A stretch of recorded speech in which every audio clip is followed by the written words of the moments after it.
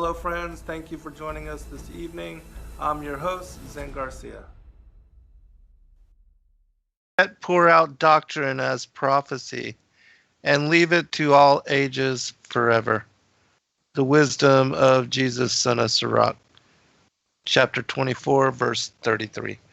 Welcome, everybody, and thank you for joining us this evening. I'm your host, Zen Garcia. This is Secrets Revealed here on Truth Frequency Radio, and we are continuing this evening our Genesis Revisited series.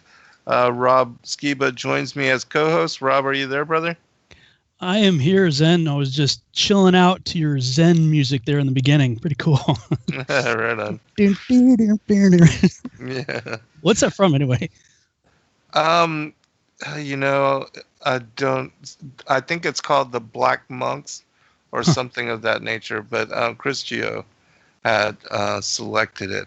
I had sent him some of the Destiny Lab stuff, which, we have that on as well. But yeah. So how are you doing this evening? Yeah, I'm doing good. Yeah, he picked the music for my show, too, except for I have my standard intro music, which I've had since I started on Blog Talk that I sent to him, but he did my commercial intros and out music. He did a good job. I enjoy it.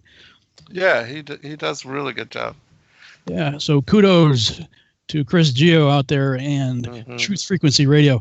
Yeah, man, I'm doing good. I've been teaching myself 3D software Blender and making some progress finally. It's always a daunting task when you open up software and there's like a million icons and menus for you to choose from, and it's like what do I do? And some of the tutorial sites that I've been to don't help that much, really, because like they take for granted that you have some experience in some of this stuff, I think. But I found some guys that are out there like, okay, so if you've just gotten started and you're frustrated with everything out there, we feel your pain and we went through it too, and let's show you what you need to know. And they give you some pretty cool projects to start. And I've actually learned quite a bit in the last week and been able to create some cool props working with a couple other guys sending me stuff. So it's been fun. Nice.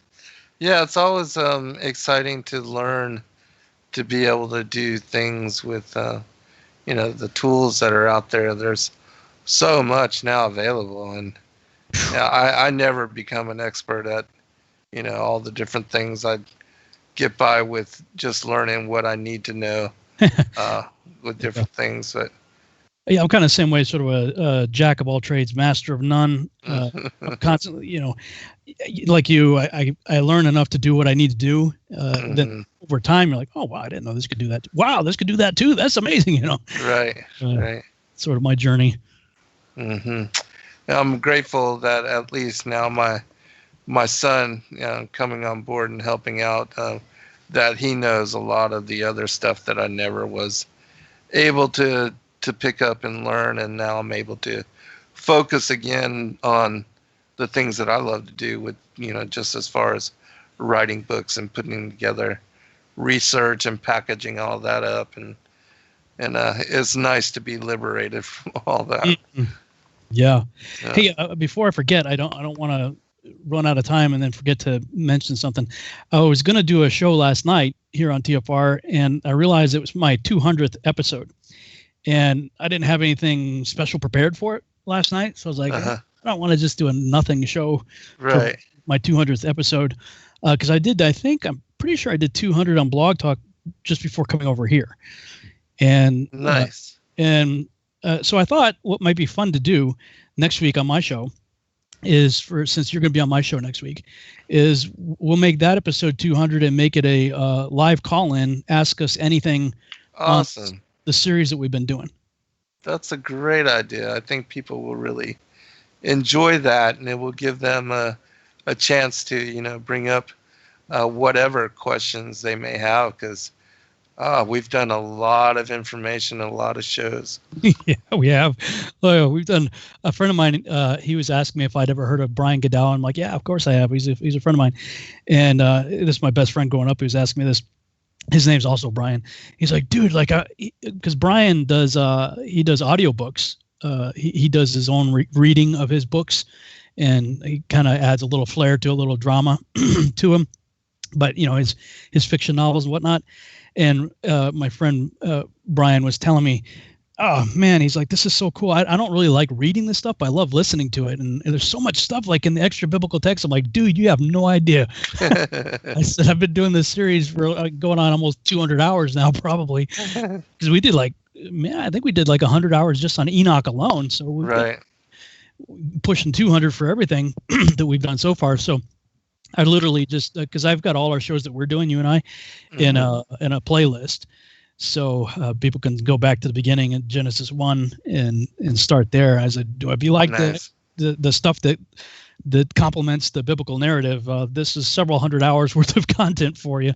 So he's like, yeah, cool, man. So, oh, yeah. If he hasn't started yet, he's got a lot of catching up to do. He'll be watching for a long time. So yeah, good. That's awesome, man. So just for everybody out there, think about what we've been doing so far. If you've enjoyed this series, I suppose we could take questions on other topics too, but I think it would be fun to do a Q&A just on what we've covered in Genesis and Joshua and Jubilees and writings of Abraham and Targums and Enoch, Joshua, all that stuff. So we'll plan on that next weekend. And I enjoyed the Q&A, Ask Us Anything that we did together at the conference there a few weeks. That was fun. So cool. Yeah, I think that's a great idea. Awesome. Perfect way to segment into the 200th show. So yeah, I look forward to that. All right, right on. Well, and this is people, man. People are just this is going to be hard for some. Hopefully it's a very few people in our audience to understand. Hopefully it's just a few people that aren't going to get this. But just so you know, the number 666 follows 665. Right. It's insane. It's crazy. I know. Crazy. The last show that I did on my channel was a virtual house church this last weekend, and apparently was the 666th episode that I did, and that I've uploaded to my YouTube channel. And of course, I was talking political in the beginning of it and stuff. Like, see, this is proof Rob Skiba is Illuminati, Jesuit, right, Freemason, whatever. Masonic shield, yeah. See, episode 666. I'm like, wow. I'd like to think you're kidding, but sadly, I don't think you are. Right, no. So we're past that now. This episode right here on my YouTube channel is 667. Right on. Well, I'm glad I wasn't on with that one because at least I got left out of that. That would be more ammo. Oh yeah, they did this 666 show together. The 200th Q&A episode on 666. Right. Sent people through the roof. So crazy. But we're past that. So yeah, right on. And so where are we? I think we are. If I remember last week, I didn't get to the Joshua account. Joshua, yeah, that's right. So that's through chapter 16, if memory serves. Let me just look. Yeah. Yes. Yep. Okay. So yeah, if you're ready, I am. Okay, let's go ahead and jump in here. Joshua, chapter 16. At that time, Kedorlaomer, king of Elam, sent to all the neighboring kings, to Nimrod, king of Shinar, who was then under his power, and to Tidal, king of Goyim, and to Arioch, king of Elasar, with whom he made a covenant, saying, come up to me and assist me, that we may smite all the towns of Sodom and its inhabitants, for they have rebelled against me these 13 years. And these 4 kings went up with all their camps, about 800,000 men, and they went as they were, and smote every man they found in the road. And the 5 kings of Sodom and Gomorrah, Shinab, king of Admah, and Shemeber, king of Zeboim, Bera, king of Sodom, Bersha, king of Gomorrah, and Bela, king of Zoar, went out to meet them, and they all joined together in the valley of Siddim. And these 9 kings made war in the valley of Siddim, and the kings of Sodom and Gomorrah were smitten before the kings of Elam. And the valley of Siddim was full of lime pits, and the kings of Elam pursued the kings of Sodom, and the kings of Sodom with their camps fled and fell into the slime pits, and all that remained went to the mountain for safety. And the 5 kings of Elam came after them and pursued them to the gates of Sodom, and they took all that there was in Sodom, and they plundered all the cities of Sodom and Gomorrah, and they took Lot, Abram's brother's son, and his property, and they seized all the goods of the cities of Sodom, and they went away And Eunuch, Abram's servant, who was in the battle, saw this and told Abram all that the kings had done to the cities of Sodom, and that Lot was taken captive by them. And Abram heard this, and he rose up with about 318 men that were with him. And he that night pursued these kings and smote them, and they all fell before Abram and his men. And there was none remaining but the 4 kings who fled, and they went each his own road. And Abram recovered all the property of Sodom, and he also recovered Lot and his property, his wives and little ones, and all belonging to him, so that Lot lacked nothing. And when he returned from smiting these kings, he and his men passed the valley of Siddim, where the kings had made war. And Bera, king of Sodom, and the rest of his men that were with him went out from the lime pits into which they had fallen to meet Abram and his men. And Adonizedek, that's interesting, Adonizedek of Jerusalem, the same was Shem, went out with his men to meet Abram and his people with bread and wine, and they remained together in the valley of Melech. And Adonizedek blessed Abram, and Abram gave him 1/10 from all that he had brought from the spoil of his enemies, for Adonizedek was the priest before God. And all the kings of Sodom and Gomorrah who were there with their servants approached Abram and begged of him to return them their servants whom he had made captive, and to take unto himself all the property. And Abram answered the kings of Sodom, saying, As the Lord liveth, who created heaven and earth, and who redeemed my soul from all affliction, and who delivered me this day from my enemies, and gave them into my hand, I will not take anything belonging to you, that you may not boast tomorrow, saying, Abram became rich from our property that he saved. For the Lord my God, in whom I trust, said unto me, Thou shalt lack nothing, for I will bless thee in all the works of thy hands.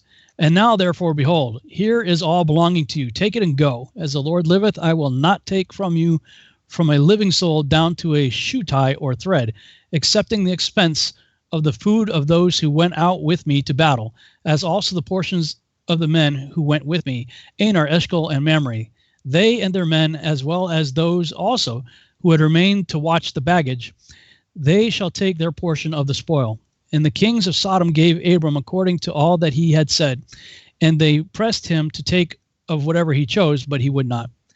And he went and he sent away the kings of Sodom and the remainder of the men, and gave them orders about Lot, and they went to their respective places.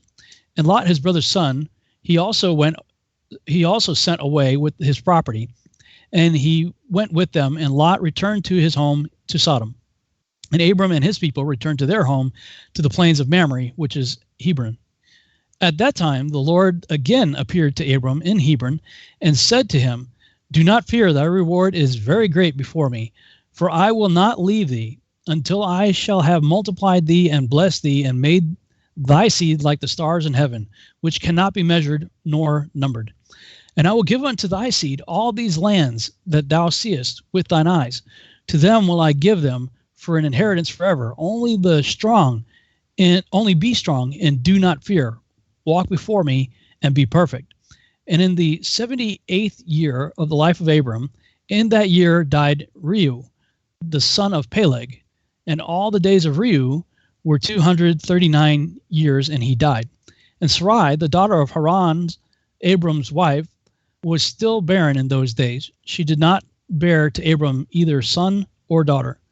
And when she saw that she bare no children, she took her handmaid Hagar, whom Pharaoh had given her, and she gave her to Abram for her husband for a wife. And Hagar learned all the ways of Sarai, as Sarai taught her. She was not in any way deficient in following her good ways. And Sarai said to Abram, Behold, here is my handmaid Hagar. Go to her, that she may bring forth upon my knees, that I may also obtain children through her. And at the end of 10 years of Abram's dwelling in the land of Canaan, which is the 85th year of Abram's life, Sarai gave Hagar unto him. And Abram hearkened to the voice of his wife Sarai, and he took his handmaid Hagar, and Abram came to her, and she conceived. And when Hagar saw that she had conceived, she rejoiced greatly, and her mistress was despised in her eyes. And she said within herself, this can only be that I am better before God than Sarai, my mistress. For all the days that my mistress has been with my Lord, she did not conceive. But me, the Lord has caused in so short a time to conceive by him. And when Sarai saw that Hagar had conceived by Abram, Sarai was jealous of her handmaid. And Sarai said within herself, this is surely nothing else but that she must be better than I am. And Sarai said unto Abram, my wrong be upon thee, for at the time when thou didst pray before the Lord for children, why didst thou not pray on my account, that the Lord should give me seed from thee? And when I speak to Hagar in thy presence, she despises my words, because she has conceived, and thou wilt say nothing to her. May the Lord judge between me and thee for what thou hast done to me. And Abram said to Sarai, behold, thy handmaiden is in thy hand. Do unto her as it may seem good in thine eyes. And Sarai afflicted her, and Hagar fled from her to the wilderness. And an angel of the Lord found her in the place where she had fled, by a well. And he said to her, do not fear, for I will multiply thy seed, for thou shalt bear a son, and thou shalt call his name Ishmael. Now then return to Sarai thy mistress, and submit thyself under her hands. And Hagar called the place of that well Ber-lahai-roi. It is between Kadesh and the wilderness of Bered. And Hagar at that time returned to her master's house. And at the end of days, Hagar bare a son to Abram, and Abram called his name Ishmael. And Abram was 86 years old when he begat him. That's the Joshua account. Awesome. Which takes the Genesis 15 territory too, I believe. So we can cover that also. Okay, sounds good. I've got a couple things pulled up that are connected to this as well. I'll read from the writings of Abraham. Now when Sarah saw that she bare neither son nor daughter, it grieved her heart. And she said unto me, take therefore Hagar, daughter of Pharaoh, to be thy wife, for she is a woman now.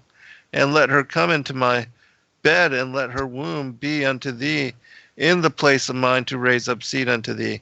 Hagar also was willing to enter this covenant, and it was according to the voice of the Spirit of God.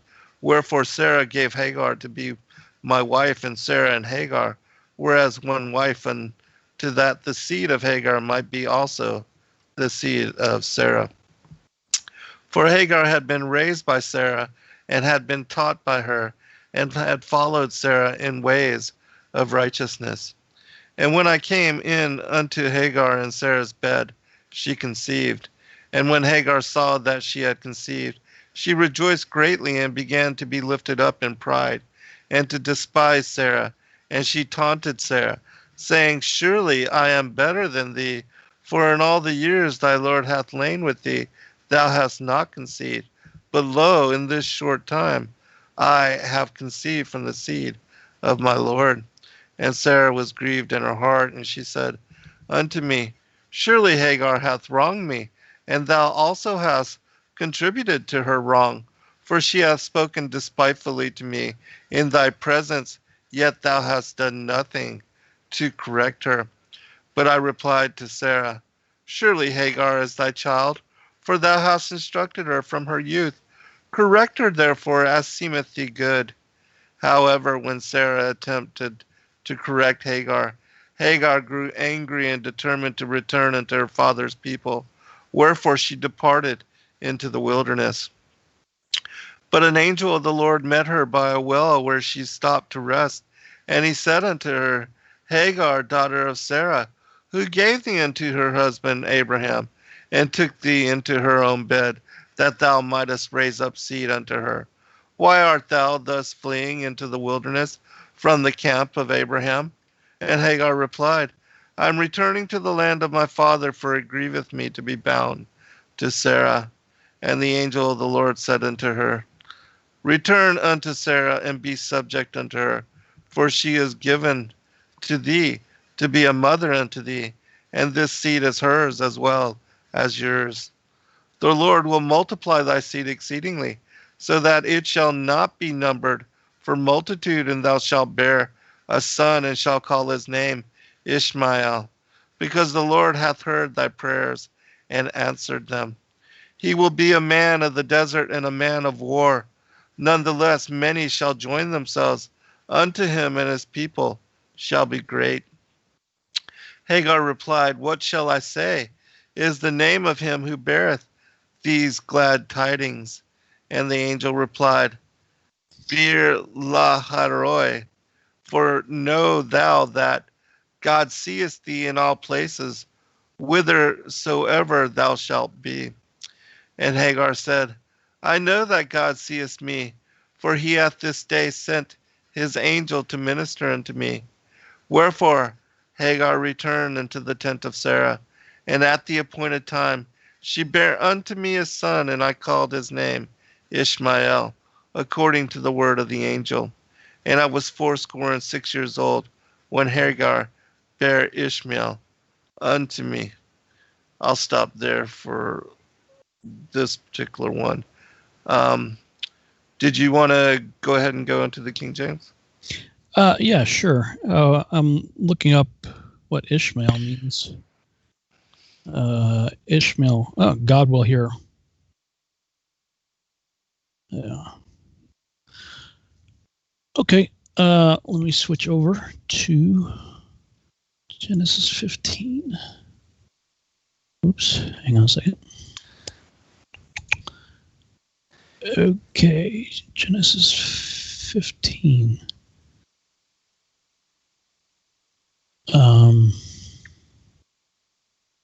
There we go. After these things, the word of the Lord came unto Abram in a vision, saying, Fear not, Abram, I am thy shield and thy exceeding great reward. And Abram said, Lord God, what wilt thou give me, seeing I go childless, and the reward of my house, and the steward of my house is Eleazar of Damascus? And Abram said, Behold, to me thou hast given no seed, and lo, one born in my house is mine heir. And behold, the word of the Lord came unto him, saying, the word of the Lord, I haven't noticed that before. The word of the Lord came unto him, saying, This shall not be thine heir, but he that shall come forth out of thine own bowels shall be thine heir. And he brought him forth abroad and said, Look now toward heaven, and tell the stars, and if thou be able to number them. And he said unto him, So shall thy seed be. And he believed the Lord, and he counted it to him for righteousness. And he said unto him, I am the Lord that brought thee out of Ur of the Chaldees to give thee this land to inherit. And he said, Lord God, see, this is interesting to me, because I got to stop here just to make a comment here. This says, the word of the Lord came to me. So right there, we know, based on John 1, the word was with God, the word was God, and the word became flesh, dwelt among us, and that's Yeshua. And he says, of course, in King James, we have capital L-O-R-D, but that's Yod He Vav He. And he said, so he's talking to the word of the Lord, and he said, Yod He Vav He Elohim, Yahuwah Elohim, which that to me says that Yeshua has to be Yahuwah, or at least some portion of him. You know, and I'm of the opinion it's his right hand. Yeshua is I agree. Hand. But I mean, this is a powerful passage right here. Just these few verses, 4 verses right here, pretty much slam dunk, if you ask me. I agree. Looking at the wording here, jumped out at me anyway. He said, so I'm going to go ahead and use the actual names here. And he said, Yahuwah Elohim, whereby shall I know that I shall inherit it? And he said unto him, Take me an heifer of 3 years old, and a she-goat of 3 years old, and a ram of 3 years old, and a turtle dove, and a young pigeon. And he took unto him all these, and divided them in the midst, and laid each piece one against another, but the birds divided he not. And when the fowls came down upon the carcasses, Abram drove them away. And when the sun was going down, a deep sleep fell upon Abram, and lo, an horror of great darkness fell upon him. And he said unto Abram, Know of a surety that thy seed shall be a stranger in a land that is not theirs, and shall serve them, and they shall afflict them 400 years. And also that nation whom they shall serve will I judge, and afterward shall they come out with great substance. And thou shalt go to thy fathers in peace. Thou shalt be buried in a good old age. And in the 4th generation they shall come hither again, for the iniquity of the Amorites is not yet full. And it came to pass that when the sun went down and it was dark, behold, a smoking furnace, and a burning lamp that passed between those pieces. In the same day, Yahuwah made a covenant with Abram, saying, Unto thy seed have I given this land, from the river of Egypt unto the great river, the river Euphrates. The Kenites, the Kenizzites, the Cadmonites, and the Hittites, and the Perizzites, and the Raphaims, and the Amorites, and the Canaanites, and the Girgashites, and the Jebusites. Wow, a lot going on here, too. Something else I want to address is there's this, I don't know where people come up with some of the things they come up with, but there's this, I'll just say it, this Black Hebrew Roots movement out there that's trying to claim a 400-year prophecy for themselves. This is only a 400-year prophecy that's in here. It's actually 430 years tall. We'll have to talk about that after. Yes.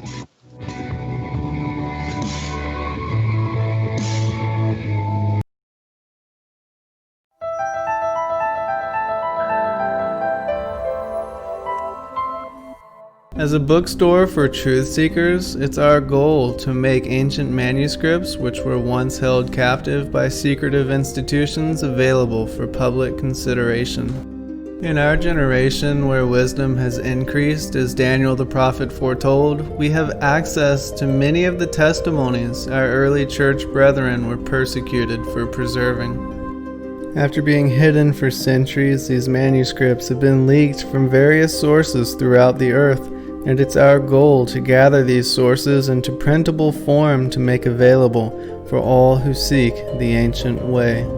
If you're looking to deepen your studies of the biblical narrative, find these ancient manuscripts and more at sacredwordpublishing.com.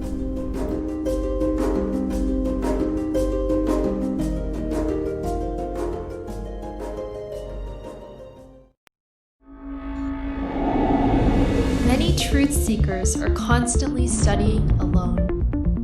But there is a place where we can come together. The Digital Readers Club is our online ecclesia meant for those who've forsaken churchianity but still want the closeness of a family to study with. Join us every Saturday at 7 p.m. Eastern Time to put together the puzzle pieces of truth scattered throughout the ancient scriptures. Everyday questions arise. Are the stories in the Bible true?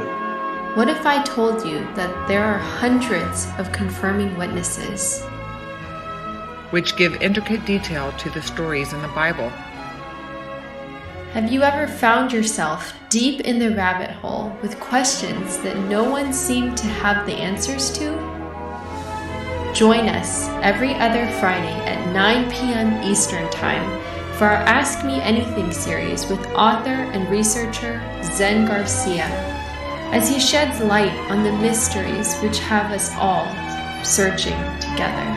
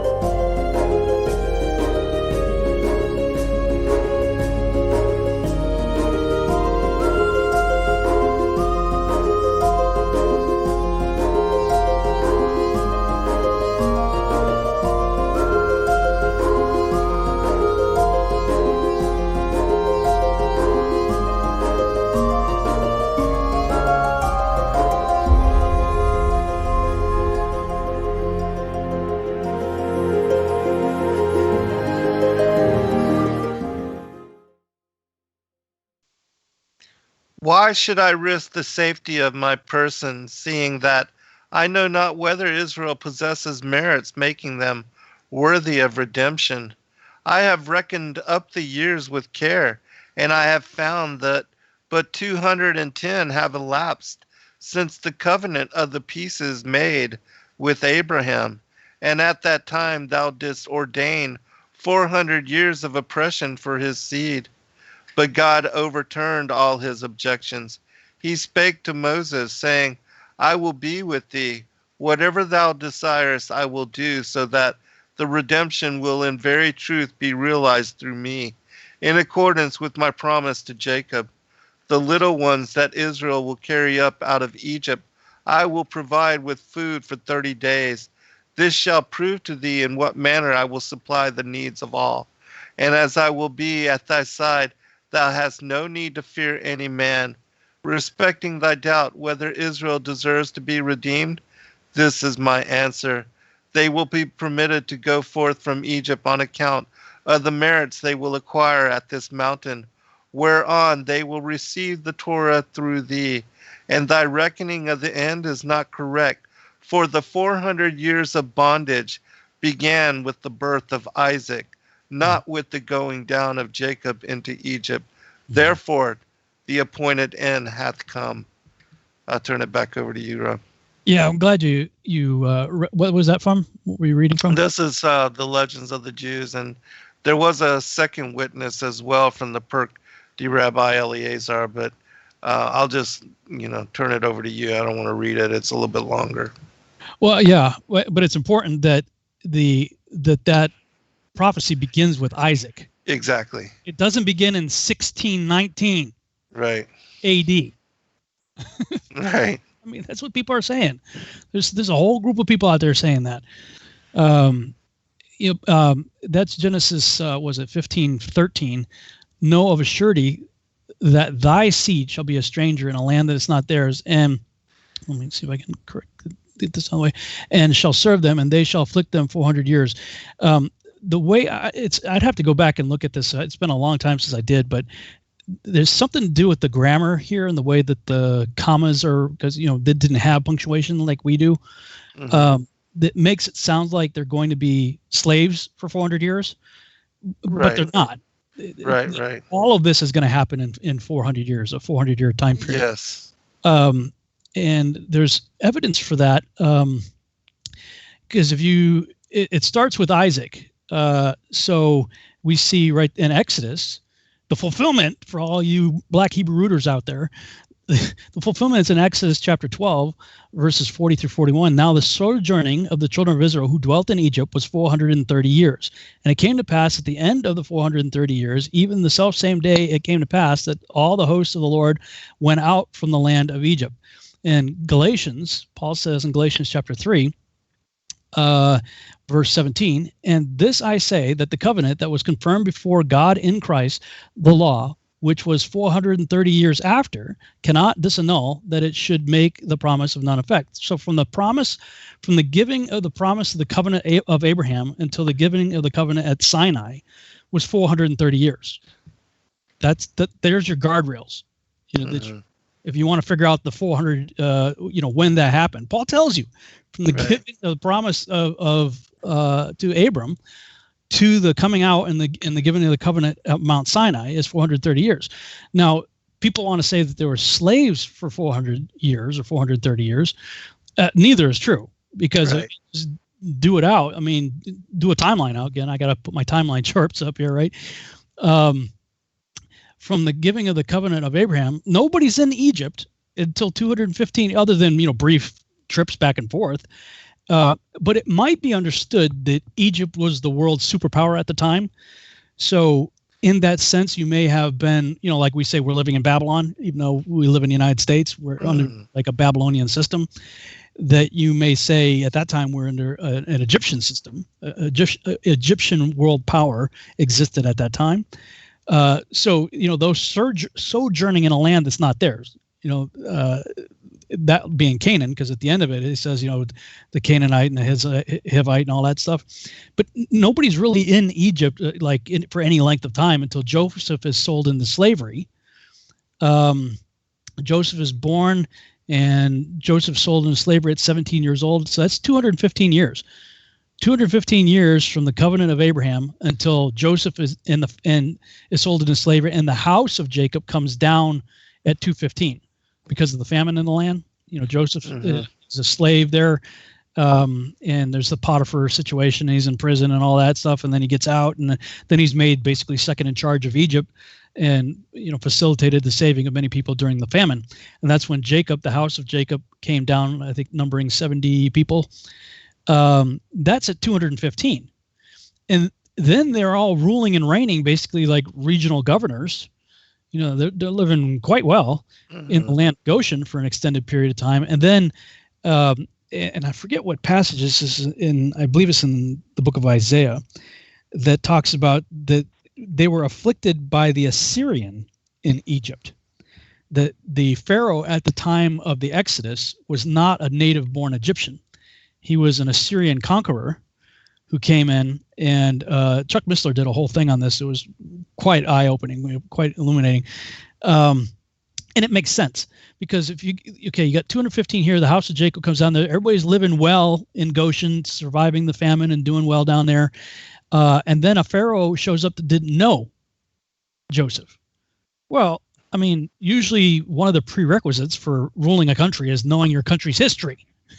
Unless you're a conqueror, if you're a native-born American and you're running for president, you darn well better know the last 200 years of American history, at least.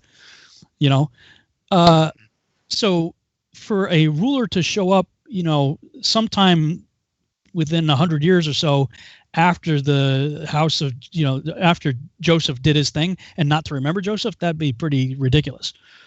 So Chuck Missler's teaching on the Assyrian that came and afflicted them in Egypt makes a lot more sense in that regard.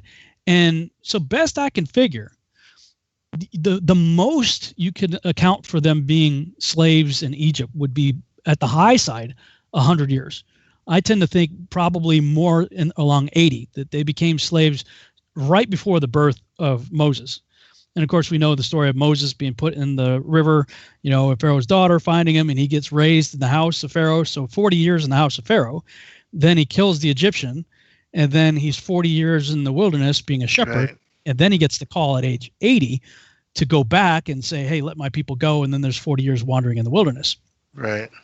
So it appears the max amount you can get for slaves in Egypt would have been 100 years, more likely closer to 80 years. But the point is, both Exodus and Galatians, two witnesses, confirm that the 400-year prophecy of Genesis chapter 15 happened thousands of years ago. Exactly. Not 1619. That's funny. It's ridiculous. It's funny to me how people, will read and make it fit wherever they want to, just like with what we were talking about with Sarah being mentioned in this writings of Abraham as being blue-eyed and rosy-cheeked and right. Yeah. Yeah, that was point blank too. Mm-hmm.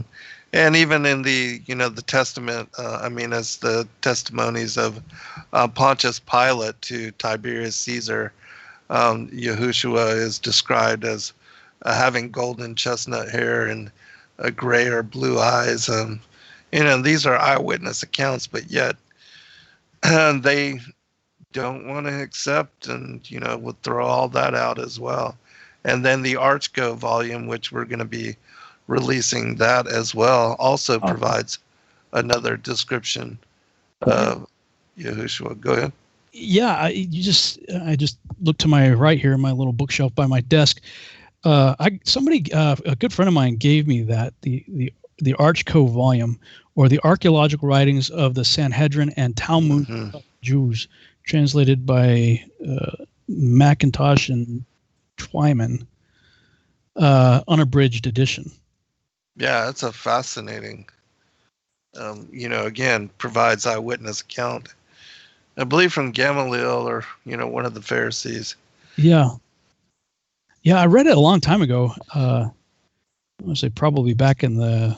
Well, actually, it was probably right on the time I was going through my divorce, because I was going back and forth when I was already in Texas, and I was going back and forth to Massachusetts. And then a friend of mine, he said, I think you might like this. And I was like, dude, this is amazing.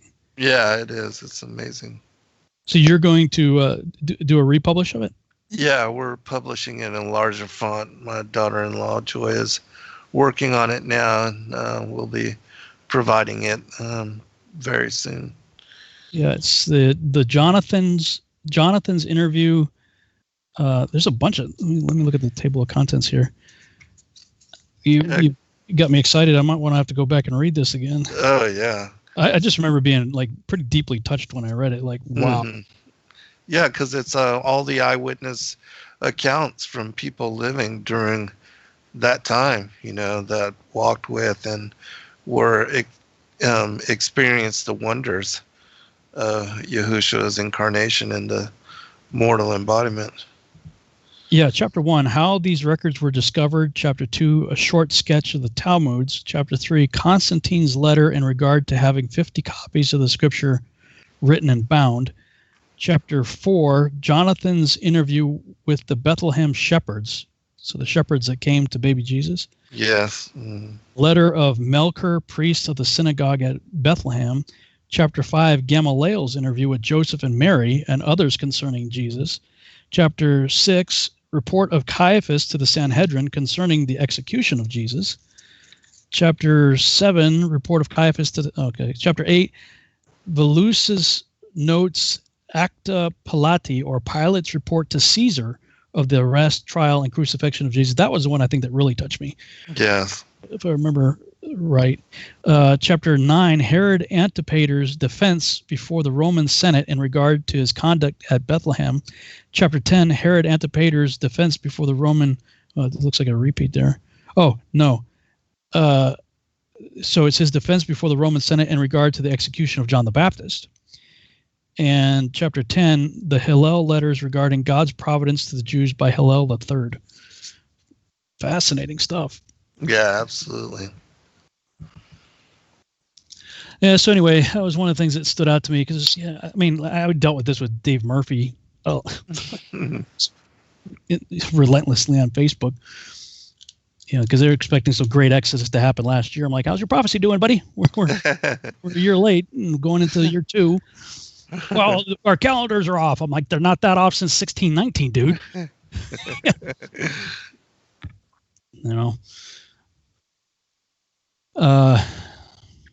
That's about all I had for that. Did you have any commentary on those chapters? Just other than, again, even the records of Pontius Pilate, they were found in the Library of Congress, and they give an eyewitness to a physical description of what Yahushua looks like, and he's described in similarity as Sarah is in the writings of Abraham. And so but then everybody else that, as far as the biblical Hebrews and the belief that Jesus was black, all the eyewitness confirming, eyewitnesses from the time that he was crucified, and Pontius Pilate and his report to Tiberius Caesar, Gamaliel, and others, they say otherwise, but yet, people won't accept it as evidence because it refutes their belief. Mm-hmm. Yeah, and let me just clarify, for anybody that might want to jump to conclusions here, I don't care if he was plaid and pink polka dot. Right. It doesn't matter to me. Like what color he was means nothing. Nothing, right? To me. But when I look in the text, this is what I see.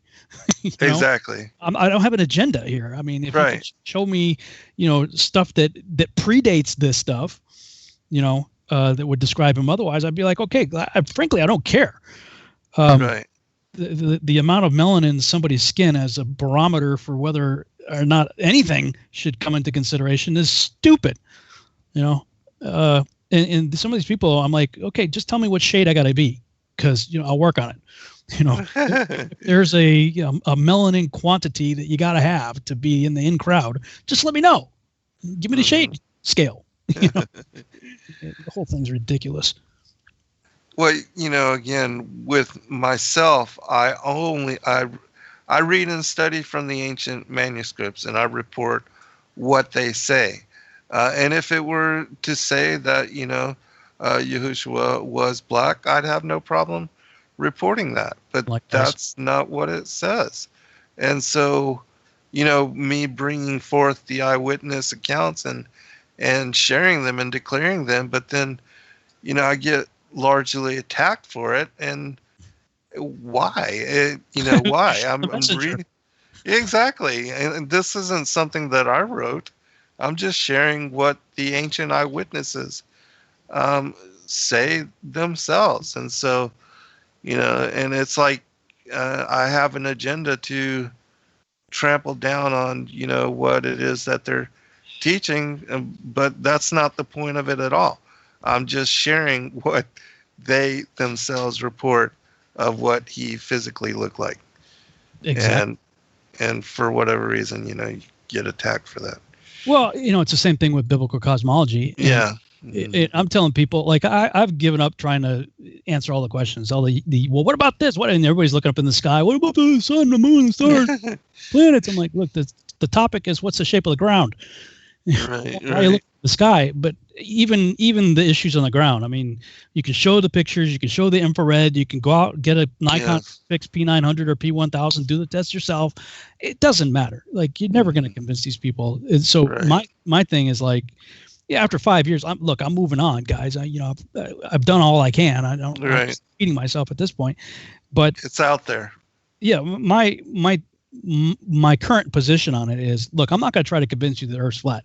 I will, however, prove to you that the people in the Bible believed it, which by extension means the Holy Spirit believed it. Now you got a problem to deal with. Have a nice day. Yeah, right. Exactly. Like, I didn't write it, like you said. I'm just telling you what it says. That's right. And if you're intellectually honest with the text, which unfortunately very few people are these days, it says what it says. Exactly. There's no way around it. So. Exactly. I agree. So I can catch us up on Genesis also with chapter 16 based on some of the stuff we read, because this is the issue of Hagar stuff. So I'll go ahead and read. After that, I'll read the Targum. Okay. King Jimmy, chapter 16. Now Sarai, Abram's wife, bare him no children, and she had an handmaid, an Egyptian, whose name was Hagar. And Sarai said unto Abram, Behold, now Yahuwah hath restrained me from bearing. I pray thee, go in unto my maid. It may be that I may obtain children by her. And Abram hearkened to the voice of Sarai. And Sarai, Abram's wife, took Hagar, her maid, the Egyptian, after Abram had dwelt 10 years in the land of Canaan, and gave her to her husband Abram to be his wife. And he went in unto Hagar, and she conceived. And when she saw that she had conceived, her mistress was despised in her eyes. And Sarai said unto Abram, My wrong be upon thee. I have given my maid into thy bosom. And when she saw that she had conceived, I was despised in her eyes. Yahuwah judge between me and thee. And Abram said unto Sarai, Behold, thy maid is in thine hand. Do to her as it pleases thee. And when Sarai dwelt hardly with her, she fled from her face. And the angel of Yahuwah found her by a fountain of water in the wilderness, by the fountain in the way to Shur.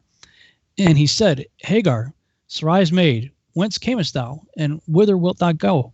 And she said, I flee from the face of my mistress Sarai. And the angel of the Lord said unto her, Return to thy mistress, and submit thyself under her hands. And the angel of Yahuwah said unto her, I will multiply thy seed exceedingly, that it shall not be numbered for multitude. And the angel of Yahuwah said unto her, Behold, thou art with child, and shalt bear a son, and shall call his name Ishmael, because Yahuwah hath heard thy affliction. And he will be a wild man, his hand will be against every man, and every man's hand against him, and he shall dwell in the presence of all his brethren. And she came to, and she called the name of Yahuwah that spake unto her, The God sees me. For she said, Have I also here looked after him, and seeth me? Wherefore the well was called Bir Lahai-Haroi. Behold, it is between Kadesh and Bered. And Hagar bare Abram a son, and Abram called his son's name, which Hagar bare Ishmael. And Abram was 80 106 years old when Hagar bare Ishmael to Abram. This just shows again, like the children of Abraham are blessed. Mm-hmm. You know, I mean, it gives a prophecy he's going to be a wild man and all that, but it's like, look, you're going to have. He promised Abraham that his seed is going to be like the stars of heaven. This is his seed. Yes. You know, and of course we know that Ishmaelites married into the lineage of Esau and became the Arabs. Mm-hmm. So you know, there's been this sibling rivalry, well, really ever since, right, between the children of Jacob and the children of Esau / Ishmael. Yes.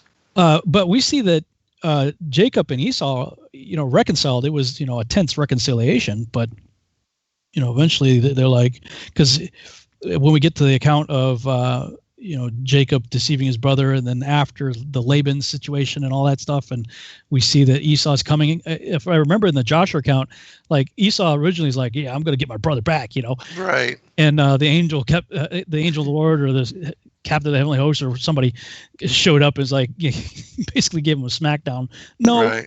You're not going to mess with your brother. So it was kind of an uneasy truce, but you know, that may be what happens, you know, finally in the end is, you know, the Heavenly Father gives everybody a smackdown and says, okay, you know, time to behave now, you know, right. You're all brothers here. Let's get over all the enmity. Yeah. All right. From the Targum, chapter 15.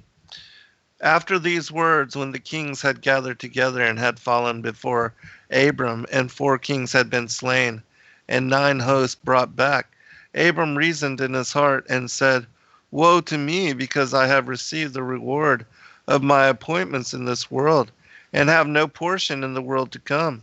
Or peradventure the brethren and friends of those who have been slain will combine in legions and come against me, or that at that time there was found with me the reward of a little righteousness, so that they fell before me. But the second time reward may not be found with me, and by me the name of the heavens may be profaned. Thereupon was the word Pithgama of the Lord with Abram in a vision, saying, Fear not, for if these men should gather together in legions and come against thee, my word, Memra, will be thy shield. And also if these fall before thee in this world, the reward of thy good works shall be kept and be prepared before me in the world to come, great exceedingly. And Abram said, Lord God, great blessings hast thou given me, and great are they which it is before thee to give me. Nevertheless, what profit is it to me when I pass from the world without children? And Eleazar, the manager, Pharnasath, the son of sustenance of my house, by whose hands signs were wrought for or to me in Damascus, accepts to be my heir. And Abram said, Behold, to me thou hast not given a son, and behold, the manager of my house will be my heir. And behold, a word from before the Lord was to him, saying, He shall not be thine heir, but a son whom thou wilt beget shall be thy heir. And he brought him forth without and said, Look up now to the heavens and number the stars, if thou art able to number them. And he said, So will be thy sons. And he believed in the Lord and had faith in the Memra, the word of the Lord, and he reckoned it to him for righteousness. Lizeku, because he parleyed not before him with words. And he said to him, I am the Lord who brought thee out of the fiery furnace of the Kasdai to give thee this land to inherit. And he said, Lord God, by what may I know that I shall be the heir of it?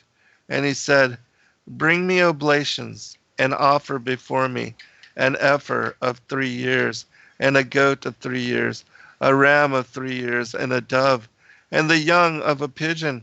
And he brought all these before him, divided them in the midst, and set in order every division over against its fellow, but the fowl he divided not. And there came down idolatrous peoples, which are like to unclean birds, to steal away the sacrifices of Israel. But the righteousness of Abram was a shield over them. And when the sun was nearing to set, a deep sleep was thrown upon Abram. And behold, 4 kingdoms arose to enslave his children. Terror, which is we'll pick it up on the other side. Be right back, everyone. Every day, questions arise. As a bookstore for truth seekers, it's our goal to make ancient manuscripts which were once held captive by secretive institutions available for public consideration.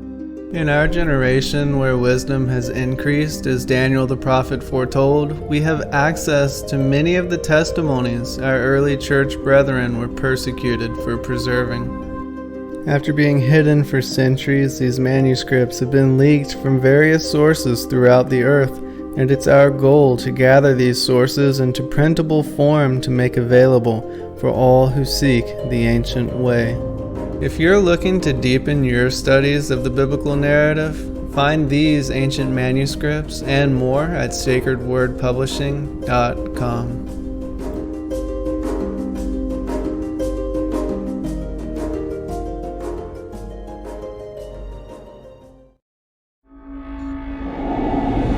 Many truth seekers are constantly studying alone.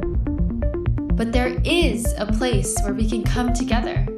The Digital Readers Club is our online ecclesia meant for those who've forsaken churchianity but still want the closeness of a family to study with. Join us every Saturday at 7 p.m. Eastern Time to put together the puzzle pieces of truth scattered throughout the ancient scriptures.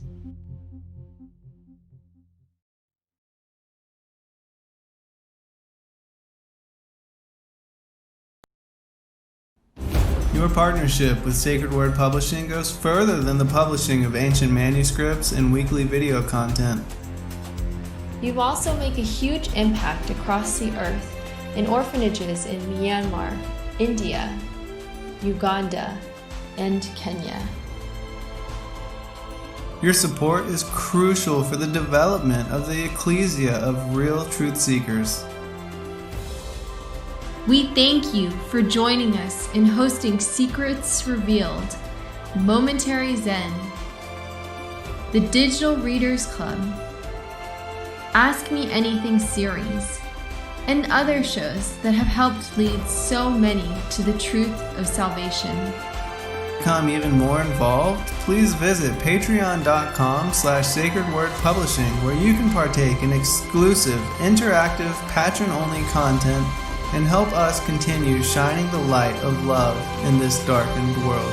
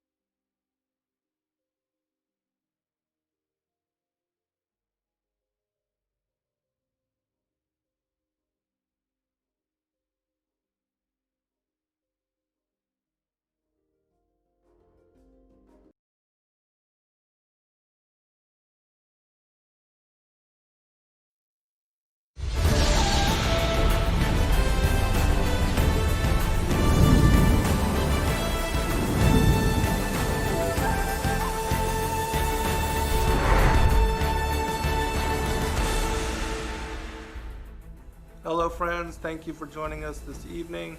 I'm your host, Zen Garcia.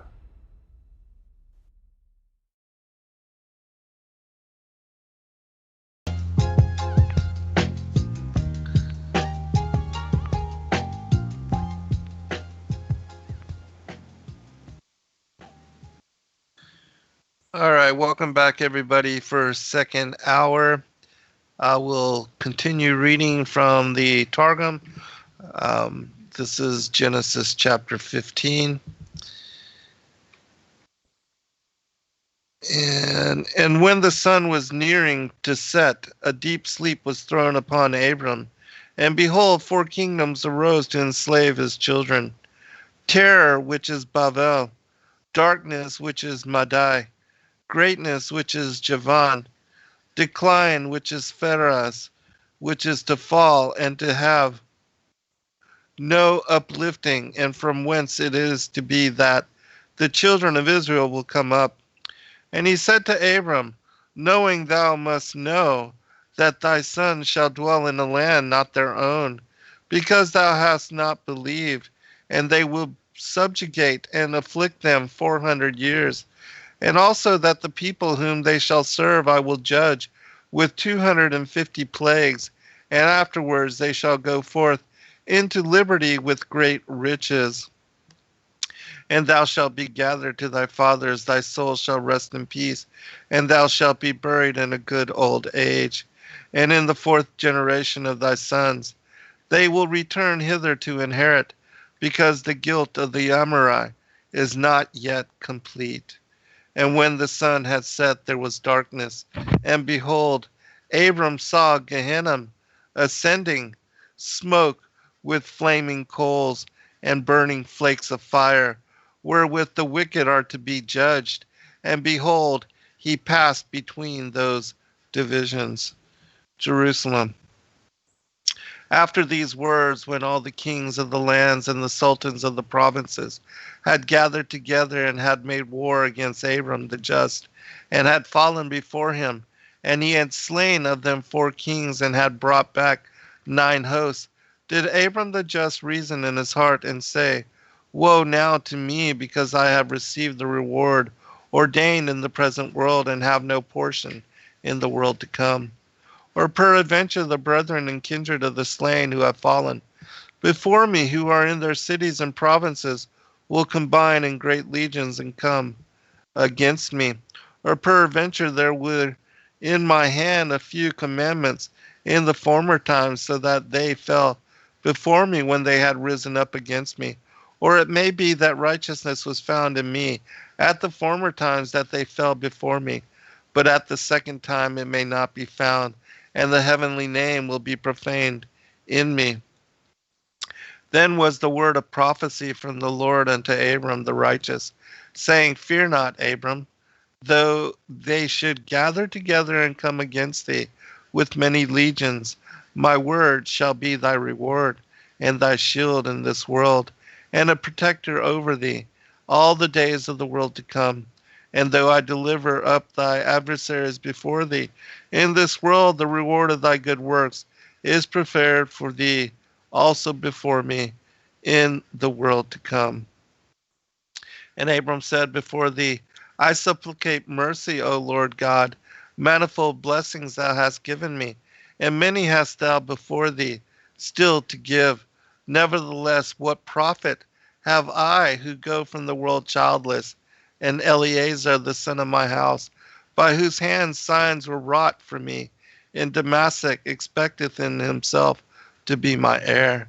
And he said to him, I am the Lord who brought thee out of the fiery furnace from Ur of the Chaldei, and a turtle and a young pigeon. And he brought before him all these and divided them into divisions, set one part over against its fellow. But the fowl he divided not. And when the birds descended, they came not nigh the divisions. Those birds are unclean fowl, and those unclean fowl are the kingdoms of the earth, which are worshippers of idols, and which counsel evil counsels against the sons of Israel. But the integrity of the righteous Abram hindered them, and when the sun was going down to set, a sleep profound and sweet fell upon Abram. And behold, Abram saw 4 kingdoms, which should arise to being, his sons into subjection, and terror, the greatness of darkness fell upon him. Terror, that is Babel, darkness, that is Media, greatness, that is Greece, fell, that is Edom, Rome, that fourth kingdom which is to fall, and never to rise again forever and ever. And behold, the sun went to set, and there was darkness. And Abram beheld till the seats were arrayed, and the thrones set forth. And lo, Gehenna, which was prepared for the wicked in the world to come, enveloped in burning flakes and flames of fire, into which the wicked had fallen, when in their lives they rebelled against the law, while the just who had been delivered from affliction. And all were seen by Abram, while he passed between those divisions. In that day the Lord ordained a covenant with Abram, that he would not judge therein his sons, but would deliver them from the kingdom, saying, To thy sons will I give this land, from Nilos of Mizraim unto the great river, the river Phareth, the Shalmaiah, and the Kenazah, and the Kadmonah, and the Hittite, and the Pharisee, and the Giberah, and the Amore, and the Kine, and the Girgashe, and the Jebusite, Jerusalem, and all the sons of the east. Chapter 16. But Sarah, the wife of Abram, had not borne to him, but he had a handmaid, a Mizraitha, and her name was Hagar, a daughter of Pharaoh, whom he gave to him as a handmaid at the time that he received her, being struck by the word from before the Lord. And Sarah said to Abram, Behold, now the Lord hath restrained me from bearing. Go to my handmaid, and set her free. Perhaps I may be builded by her. And Abram hearkened to the word of Sarah. And Sarah, the wife of Abram, took Hagar the Mizraitha handmaid, when Abram had dwelt 10 years in the land of the Canaan, and set her free, and gave her to Abram, her husband, to wife. And he went unto Hagar, and she conceived, and she saw that she had conceived, and the honor of her mistress was despised in her eyes. And Sarah said to Abram, All my affliction is from thee, being secure that thou wouldst do me justice. I left the land and house of my father, and came up with thee to a foreign land, and forasmuch as I was not able to become a mother, I set free my handmaid, and gave her to lie in thy bosom. And she seeth that she had conceived, and my honor is despised before her. But now is my affliction manifest before the Lord, who will spread peace between me and thee, and the land shall be replenished from us, nor shall we need the help of the progeny of Hagar, the daughter of Pharaoh, Bard Nimrod, who threw thee into the furnace of fire. Jerusalem. And Sarah said, My judgment and my affliction are delivered into thine hand. I left the house of my birth and the house of my father, and came with thee in the faith of the heavens. I have gone in with thee before kings, before Pharaoh king of Mizraim, and before Avimelech king of the Philistines. And I have said of thee, He is my brother, so that they might not kill thee. And when I saw that I was not made fruitful, I took Hagar the Mizraitha, my handmaid, and gave her to thee to wife, and said, She shall bring forth, and I will bring up whom she may bear, that I might be builded, but be it only from her. But now, seeing that she hath conceived, my honor is contemned and despised in her sight. Now may the Lord appear and judge between me and thee, and fulfill mercies upon me and thee, and spread his peace between me and thee, and replenish the world from me and from thee, that we may not heed the son of Hagar the Mizraitha handmaid, who is of the children of the people who cast thee into the burning furnace of the Chaldeans. And Abram said to Sarah, Behold, thy handmaid is under thy authority. Do to her what is right in thine eyes. And Sarah afflicted her, and she escaped from before her. And the angel of the Lord found her at the fountain of waters, in the desert, at the fountain of the waters, which is in the way of Shagra, Jerusalem, Jalitza. And he said, Hagar, handmaid of Sarah, whence comest thou? And whither dost thou go? And she said, From before Sarah, my mistress, I have escaped. And the angel of the Lord said to her, Return to thy mistress, and be subject unto her hand. And the angel of the Lord said to her, Multiplying I will multiply thy sons, and they shall not be numbered for multitude. And the angel of the Lord said to her, Behold, thou art with child, and thou wilt bear a son, and thou shalt call his name Ishmael, because thy affliction is revealed before the Lord, and he shall be like the wild ass among men. His hand shall take vengeance of his adversaries, and the hands of his adversaries be put forth to do him evil. And in the presence of all his brethren shall he be commingled. Yitharib Beb Arabized, and shall dwell. Say that again. Yeah. And shall dwell, and she gave thanks before the Lord, whose word spake to her. Oh, that's interesting. The angel of the Lord is said to be the word here. Yeah, that's a point blank right there. That's, Mhm. You're reading the Targum? Yeah, the Targum gave thanks before the Lord, whose word spake to her, and thus said, Thou art he who livest and art eternal, who seest but art not seen. For she said, For behold, here is revealed the glory of the Shekinah of the Lord after a vision. Jerusalem. And Hagar gave thanks and prayed in the name of the word of the Lord, who had been manifested to her. Yeah, it seems to, the angel of the Lord is equated to being the word of the Lord here. Point blank. Yep. And prayed in the name of the word of the Lord, who had been manifested to her, saying, Blessed be thou, Eloah, the living one of all ages, who hast looked upon my affliction. For she said, Behold, thou art manifested also unto me, even as thou wast manifested to Sarah, my mistress. Wherefore she called the well at which the living and eternal one was revealed. And behold, it is situate between Rechem and Shalusta.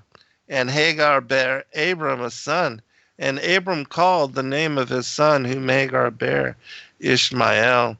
And Abram was the son of 86 years when Hagar bare Ishmael to Abram. Yeah, good stuff. There was something about turtles earlier. King James makes the same. Well, it's hard to say mistake. We would say mistake in 21st century English. Apparently, that must have been.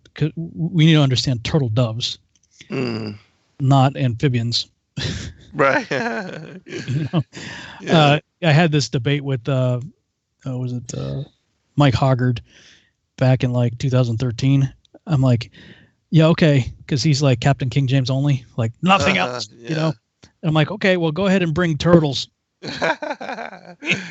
see what happens, Right. It's not what anybody that see you do that would laugh you to scorn. Turtles, loves. It is interesting, though. I think you read this last week because some of it sounded familiar to me about the animals representing kingdoms that was in the Genesis 15 covenant. Right. Yeah, actually, in the writings of Abraham, it describes how those animals are connected to different aspects. And so, yeah, and because I had read that last week, I didn't read it again here, but so the writings of Abraham is just complementing the Targum. Yeah, it's it brings forth exactly even the dream of the darkness and the four kingdoms and the Gehenna. But it does say about each of the creatures that they are representative of specific aspects of the kingdoms that would oppress. Just like even Daniel's vision. But yeah, and then the doves were connected to the word of the Lord as Messiah. Yeah, so this Targum had to have been the one you're reading. Well, I don't know if it was in Jerusalem or whatever, but it had to have been post first century for them to have understood Rome. Well, because it said parenthetically. Yeah, it does. It does have that in that. Yeah. Like Greece was this and that, and it said parenthetically Rome, or that was just that was the insert. Yeah, that was the Jerusalem, which is a later version. Yeah, that's one is Ben Uziel and one is Onkelos. Yeah. Jake Grant has started to incorporate Targums into his readings for Shabbat. Oh, really? That's awesome. He's gotten quite excited about it. We talked about in the last few virtual house churches where he's like, dude, I'm like, yes, tell me about it. We've been covering it, for hundreds of hours here. Yeah. A lot of people have contacted me and thanked me for, making them available, and in doing the, like you with the virtual house church, that they are incorporating the Targums in their reading and studies, and are finding the information to be a great blessing to them, as far as the elaboration and detail. Well, yeah, I mean, it stirs up more discussion because, I mean, look, we're on Genesis 15 or 16 now, right? And it's been, 200 something hours. Right. Giving commentary, like you can't do that with just King James. Right. If that's all you have, then you're missing so much. And this, well, I mean, I've always believed that the angel Lord, whenever he appeared, was a pre-incarnate Yeshua anyway. Mm-hmm. But I mean, the Targum, that's like the angel Lord is the word of Lord, and the word exactly, of is Yeshua. So I mean, right. There's some pretty significant connecting of the dots going on right there. That's point blank. Absolutely. And which, again, is why I believe people should read and study from these parallel accounts, because it does bless you in your studies if you're wanting to understand and get confirming witness to what is only suspect, in from a lot of the other accounts, because they remain more ambiguous. Yeah. So, I don't really have anything more on that. Do you? No, I can read from the Legends of the Jews. Okay. Before moving on to chapter 17. Yeah. Okay. All right. Yeah, cool. The birth of Ishmael. Okay. The covenant of the pieces whereby the fortunes of his descendants were revealed to Abraham was made at a time when he was still childless. As long as Abraham and Sarah dwelt outside of the Holy Land, they looked upon their childlessness as a punishment for not abiding within it.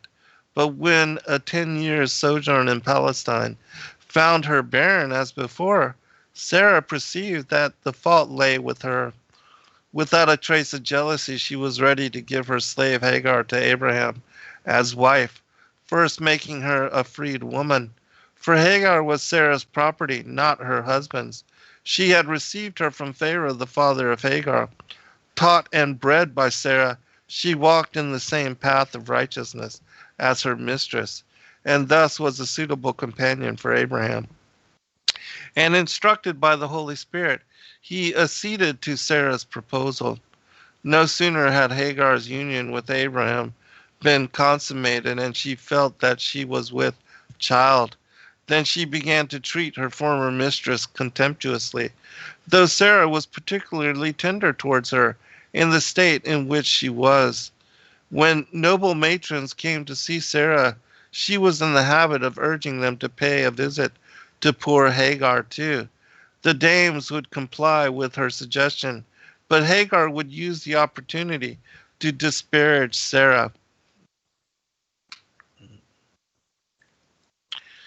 My lady Sarah, she would say, is not inwardly what she appears to be outwardly. She makes the impression of a righteous, pious woman, but she is not, for if she were, how could her childlessness be explained after so many years of marriage, while I became pregnant at once? Sarah scorned to bicker with her slave, yet the rages she felt found vent in these words to Abraham. It is thou who art doing me wrong. Thou hearest the words of Hagar, and thou sayest not to oppose them? And I hope that thou wouldst take my part. For thy sake did I leave my native land and the house of my father, and I followed thee into a strange land with trust in God. In Egypt I pretended to be thy sister, that no harm might befall thee.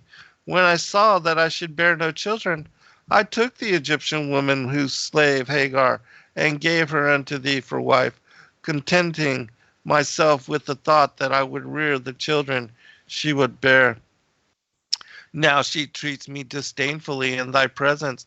Oh, that God might look upon the injustice which hath been done unto me, to judge between thee and me, and have mercy upon us.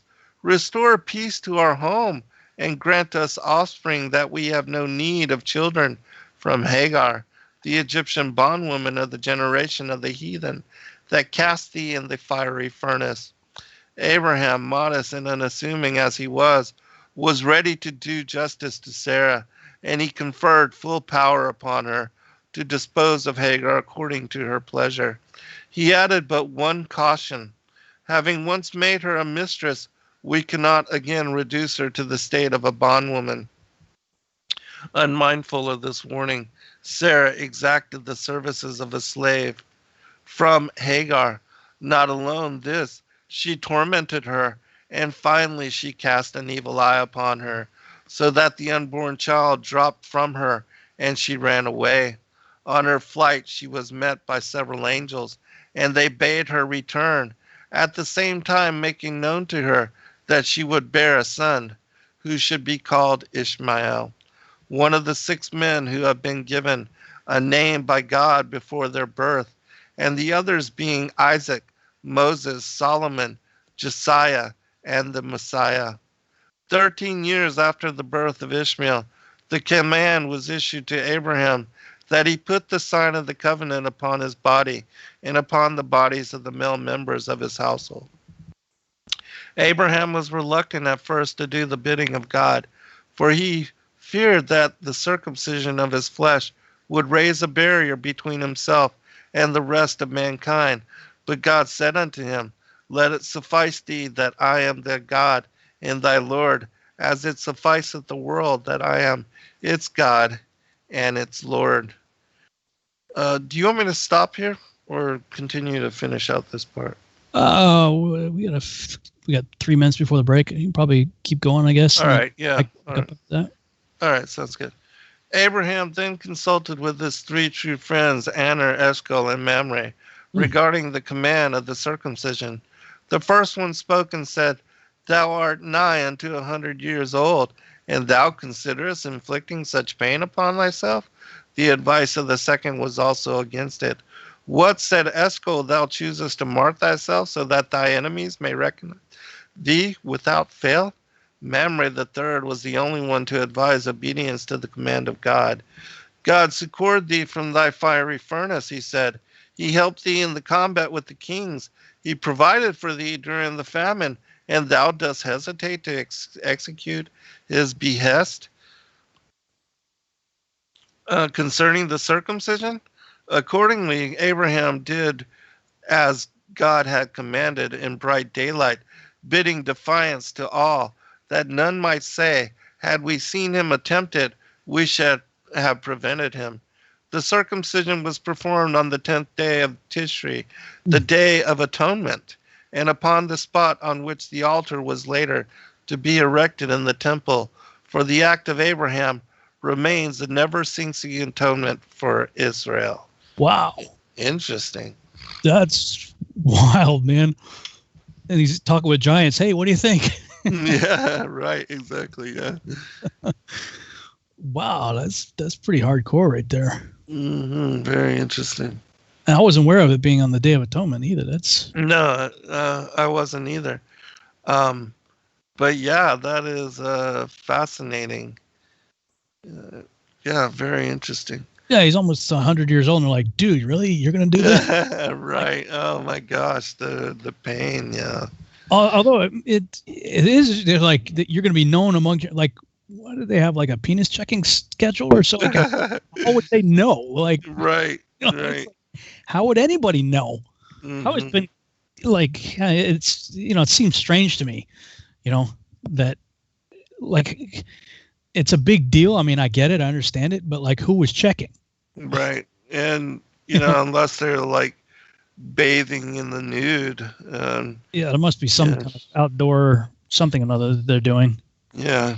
or at least getting naked frequently enough to be noticed by people anyway. Hmm. Yeah, because the distinction, certainly they were considerate of it. All right, we'll be right back, everyone.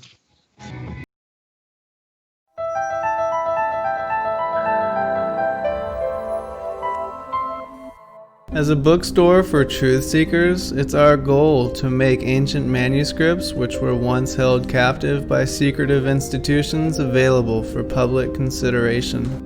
In our generation, where wisdom has increased as Daniel the prophet foretold, we have access to many of the testimonies our early church brethren were persecuted for preserving. After being hidden for centuries, these manuscripts have been leaked from various sources throughout the earth, and it's our goal to gather these sources into printable form to make available for all who seek the ancient way.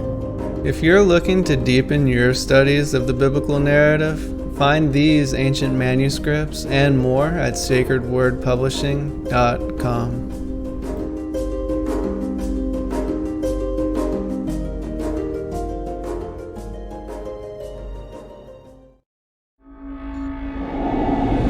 Many truth seekers are constantly studying alone.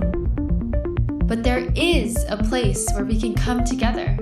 The Digital Readers Club is our online ecclesia meant for those who've forsaken churchianity but still want the closeness of a family to study with. Join us every Saturday at 7 p.m. Eastern Time to put together the puzzle pieces of truth scattered throughout the ancient scriptures. Your partnership with Sacred Word Publishing goes further than the publishing of ancient manuscripts and weekly video content. You also make a huge impact across the earth in orphanages in Myanmar, India, Uganda, and Kenya. Your support is crucial for the development of the ecclesia of real truth seekers. We thank you for joining us in hosting Secrets Revealed, Momentary Zen, the Digital Readers Club, Ask Me Anything series, and other shows that have helped lead so many to the truth of salvation. To become even more involved, please visit patreon.com/sacredwordpublishing, where you can partake in exclusive, interactive, patron-only content and help us continue shining the light of love in this darkened world. Every day, questions arise. Are the stories in the Bible true? What if I told you that there are hundreds of confirming witnesses? which give intricate detail to the stories in the Bible. Have you ever found yourself deep in the rabbit hole with questions that no one seemed to have the answers to? Join us every other Friday at 9 p.m. Eastern Time for our Ask Me Anything series with author and researcher Zen Garcia, as he sheds light on the mysteries which have us all searching together.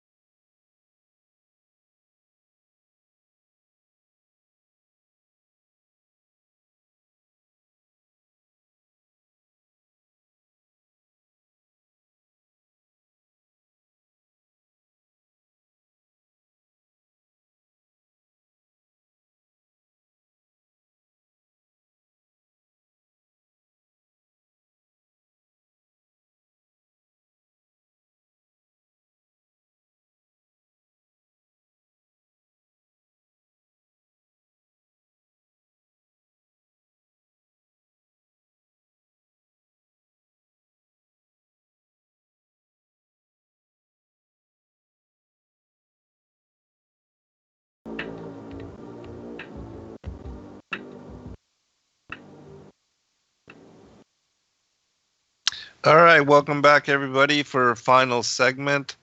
As per usual, the show is flying by, but covering a lot of really incredible information and very relevant for consideration. Mm-hmm. And so I will turn it back over to you. Oh, okay. Let me switch over to Genesis 17, I guess. Somebody in the chat room said, "Do they get a Black & Decker Pecker Checker verification badge or something when they're done?" That's hilarious. Oh man. Okay. All right. Genesis 17. And when Abram was 90 years old and 9, the Lord appeared to Abram and said unto him, "I am the Almighty Elohim. Walk before me and be thou perfect. And I will make my covenant between me and thee and will multiply thee exceedingly." And Abram fell on his face, and Elohim talked with him, saying, "As for me, behold, my covenant is with thee, and thou shalt be a father of many nations. Neither shall thy name be or any more be Abram, but thy name shall be Abraham. For a father of many nations have I made thee. And I will make thee exceeding fruitful, and I will make nations of thee, and kings shall come out of thee. And I will establish my covenant between me and thee and thy seed after thee in their generation, for an everlasting covenant, to be a God unto thee and to thy seed after thee. And I will give unto thee and to thy seed after thee the land wherein thou art a stranger, all the land of Canaan, for an everlasting possession. And I will be their Elohim." And Elohim said unto Abraham, "Thou shalt keep my covenant, therefore, thou and thy seed after thee in their generations. This is my covenant, which ye shall keep between me and you and thy seed after thee. Every man child among you shall be circumcised, and ye shall circumcise the flesh of your foreskin, and it shall be a token of the covenant betwixt me and you. And he that is 8 days old shall be circumcised among you, every man child in your generations. He that is born in the house or bought with money of any stranger, which is not of thy seed. He that is born in thy house, and he that is bought with thy money, must needs be circumcised. And my covenant shall be in your flesh for an everlasting covenant. And the uncircumcised man-child, whose flesh of his foreskin is not circumcised, that soul shall be cut off from his people. He hath broken my covenant." And Elohim said unto Abraham, "For Sarai thy wife, thou shalt not call her name Sarai, but Sarah shall her name be. And I will bless her, and give thee a son also of her. Yea, I will bless her, and she shall be a mother of nations. Kings of people shall be of her." Then Abram fell upon his face and laughed, and said in his heart, "Shall a child be born unto him that is 100 years old? And shall Sarah that is 90 years old bear?" And Abram said unto God, "Oh, that Ishmael might live before thee." And God said, "Sarah thy wife shall bear thee a son indeed, and thou shalt call his name Isaac. And I will establish my covenant with him for an everlasting covenant, and with his seed after him. And as for Ishmael, I have heard thee. Behold, I have blessed him, and will make him fruitful, and will multiply him exceedingly. 12 princes shall he beget, and I will make him a great nation. But my covenant will I establish with Isaac, which Sarah shall bear unto thee at this set time in the next year." And he left off talking with him, and Elohim went up from Abraham. And Abraham took Ishmael his son, and all that were born in his house, and all that were bought with his money, every male among the men of Abraham's house, and circumcised the flesh of their foreskin in the selfsame day, as God had said unto him. And Abraham was 90 years old and 9 when he was circumcised in the flesh of his foreskin. And Ishmael his son was 13 years old when he was circumcised in the flesh of his foreskin. In the selfsame day was Abraham circumcised, and Ishmael his son. And all the men of his house, born in the house and bought with money of the stranger, were circumcised with him. Dude, that had to have been one rough conversation. Like I'd have been like, okay, you say you heard from God, right? Yeah, I need to hear from him too. All right. Let me get a confirming witness. Yeah, I'm going to need to lay the fleece out on this one. I'm going to need a dream or something. You got to know that's what, that's pretty, I mean, I was done when I was eight days old, so I don't remember it. But if I was 13 or Right. age of, You knowing, said he told you what? yeah, he said, what? Are you sure about that? I'm going to need to get a witness, man. I always wondered about that, why is this the sign? And the conclusion I came to when I was actually doing research on the Nephilim from our Archon Invasion series was that, this is all about seed, Right. And ultimately it's the seed war that was established in Genesis 3:15. And so what better place to make the covenant than in the seed dispenser? Mm-hmm. Like, I mean, if you're going to raise up seed, that's what you're going to do it with. So that's the item that needs to have the covenant. Mm-hmm. Effectively, the seed, like all covenant, is cut, cut with blood. So, essentially, it's coming through the blood, Mm-hmm. of the seed dispenser that the seed is the promise is coming through. Yeah, and the other thing is that the whole thing of that we are to live for the spirit and not the flesh.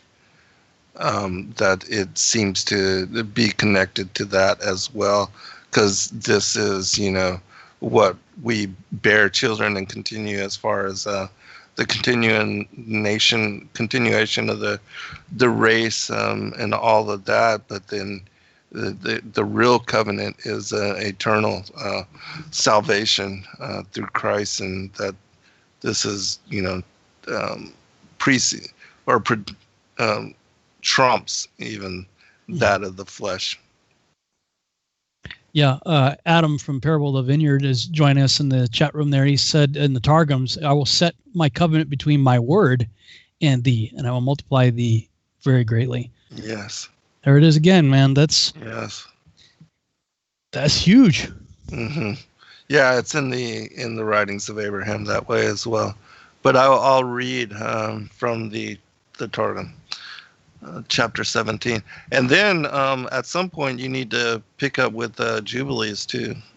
Oh yeah, tonight we can certainly try. Yeah. We don't want to go too far ahead from there. Yeah, right. All right, chapter 17, the Targum. And Abram was the son of 99 years, and the Lord appeared to Abram and said to him, I am El Shaddai. Serve before me and be perfect.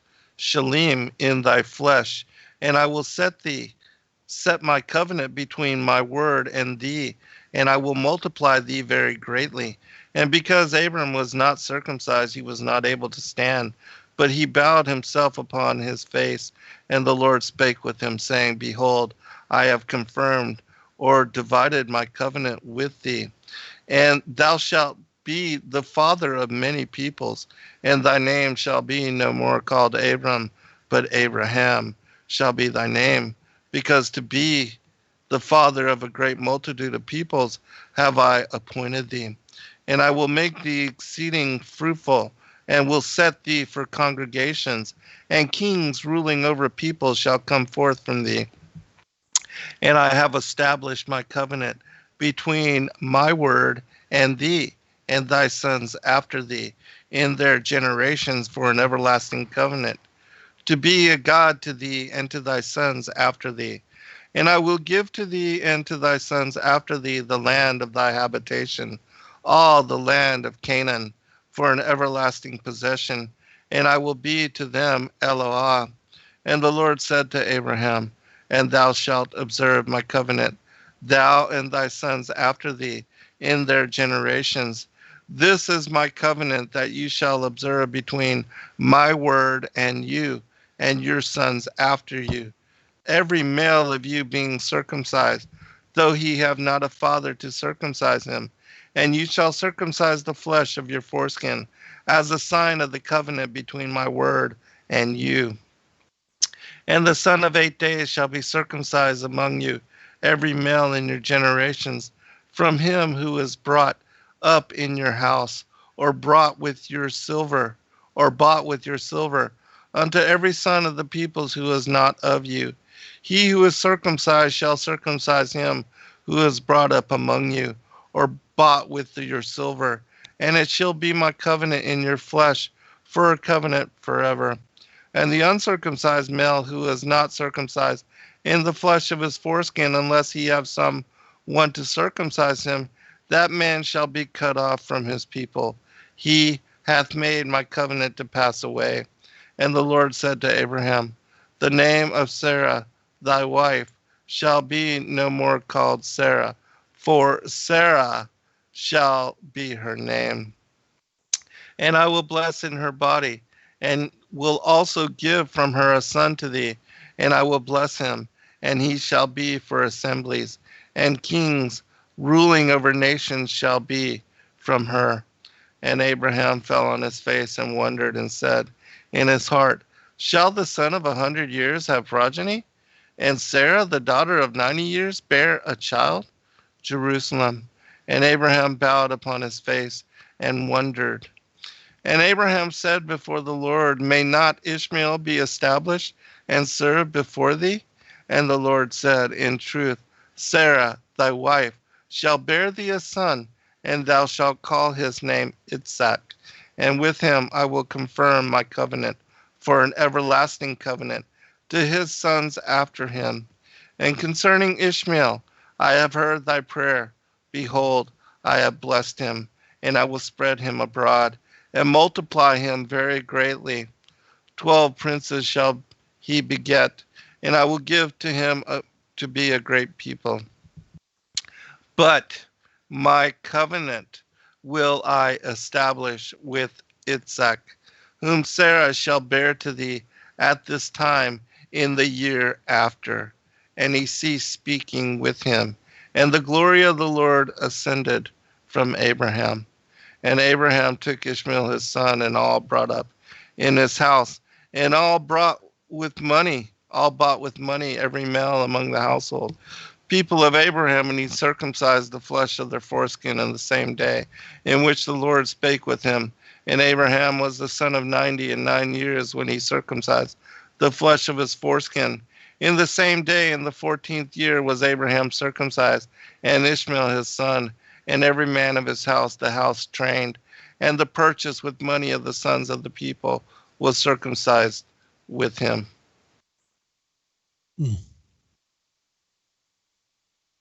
All right. Yeah, I don't have anything more on that, do you? No, but it is interesting that in the next portion of the Targum, as we move on, that the story of Ishmael's circumcision, he ends up boasting to Isaac, once he is born. And then Isaac, declares that even if God should want his life, that he would be willing to give it. And it's after that, then Abraham and Isaac are tried, and that it's on the Passover that he is to offer him in sacrifice. And so we'll get to that story very soon. But it is very interesting that the circumcision of Ishmael leads to that particular trial and tribulation. Yeah, cool. We'll get to that. We have a little bit of time, 15 minutes or so. We left off in Jubilees, chapter 13 was the last one I read. Not sure how far behind we are here, but we'll see if we can get caught up a little bit anyway. Yeah. After these things, in the 4th year of this week, on the new moon of the 3rd month, the word of the Lord, there it is again, came to Abram in a dream, saying, fear not, Abram, I am thy defender, and thy reward will be exceeding great. And he said, Lord, Lord, what wilt thou give me, seeing I go hence childless? And the son of Mesech, the son of my handmaiden, is the Mesech Eleazar. He will be my heir, and to me thou hast given no seed. And he said unto him, this man will not be thy heir, but one that will come out of thine own bowels, he will be thine heir. And he brought me forth abroad, and he brought him forth abroad, and said unto him, look toward heaven and number the stars, if thou art able to number them. And he looked toward heaven and beheld the stars, And he said unto him, So shall thy seed be. And he believed in the Lord, and it was counted to him for righteousness. And he said unto him, I am the Lord that brought thee out of Ur of the Chaldees to give thee the land of the Canaanites, to possess it forever. And I will be God unto thee and to thy seed after thee.